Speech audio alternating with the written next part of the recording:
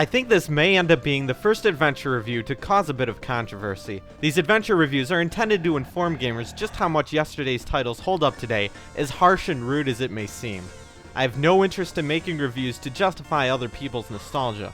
These reviews are intended for those who have never played these games before. The Shining series is kind of like Sega's other big RPG franchise. You know, the one that isn't Phantasy Star. Several titles were originally released for the Sega Genesis, but they never reached any sort of breakout popularity outside of Japan.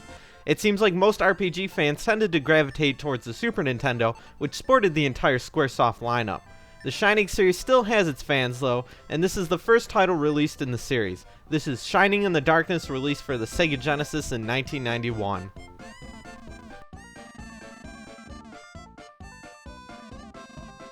Now, before we directly address this game, allow me to talk about the roots of RPGs for just a second.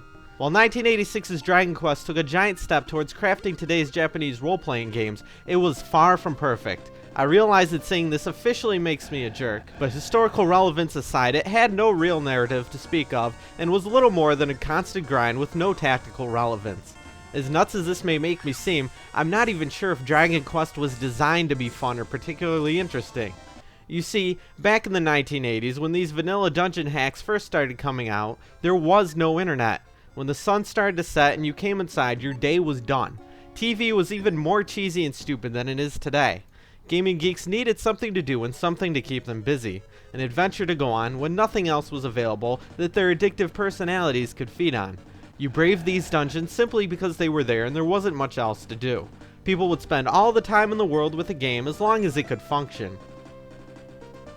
Regardless, with Dragon Quest's massive success, it paved the road for many other RPGs which failed to innovate any further. Right from the offset, Shining in the Darkness feels behind the times. The equip menu screen feels just as obnoxious and clunky as the one from Dragon Quest.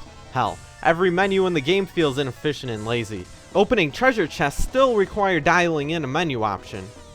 Keep in mind that this is also the year of Final Fantasy IV for the Super Nintendo. Shining in the Darkness features questionable design choices that should have never made it past the planning stages.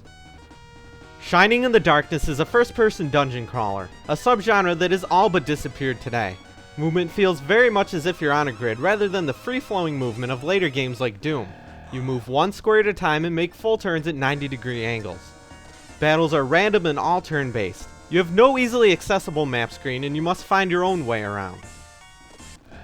Despite my negativity, I came into this game with high hopes and expected to at least moderately enjoy it. I've played some of the other Shining titles, so I wanted to take a look at how the series first began. I fully embraced this game with intent to play it how it was meant to be played. I sat in my chair, operated an arcade stick in my left hand, and scribbled down my horribly out of proportion map using my right.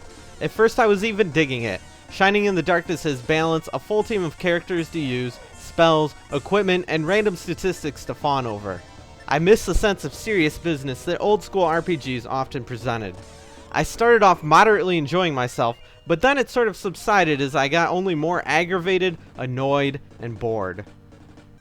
In Shining in the Darkness, you never stop doing the exact same thing. You wander around through identical looking hallways, stumble into treasure chests, and eventually make your way through to wherever you need to go. From there, you wander into yet another identical looking dungeon, grind against enemies, and eventually find your way to the end.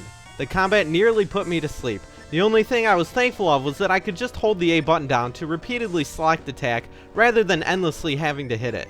When the game starts to get more difficult, rather than mindlessly registering the A button, you need to start undergoing more advanced tactics such as picking who you're going to attack first and making sure you heal after each fight, using the slow as hell menu screen of course.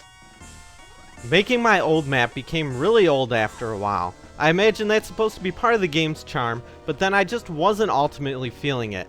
This was definitely not dynamic and exciting level design. Playing this game felt like work. I eventually tried playing through a dungeon with a map I found off the internet just to see how it would alter my enjoyment, and while that made the game slightly less aggravating for a while, I think I was missing the point by then. Even the speed of the random battles was driving me insane.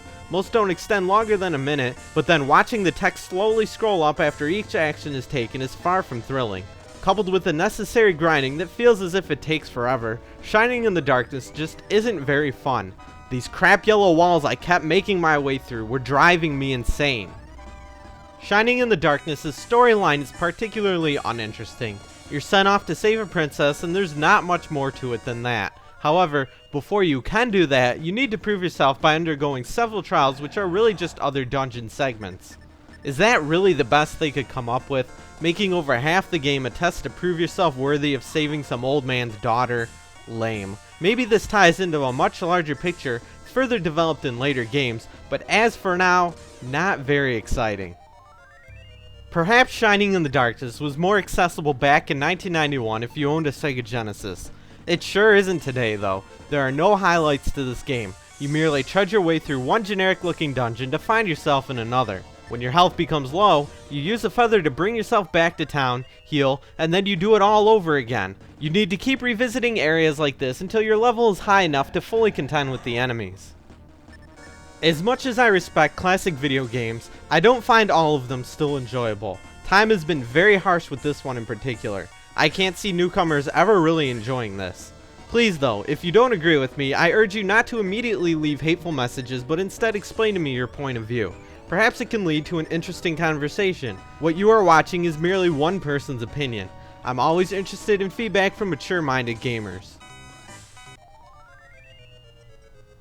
I give Shining in the Darkness for the Sega Genesis a 3 out of 10.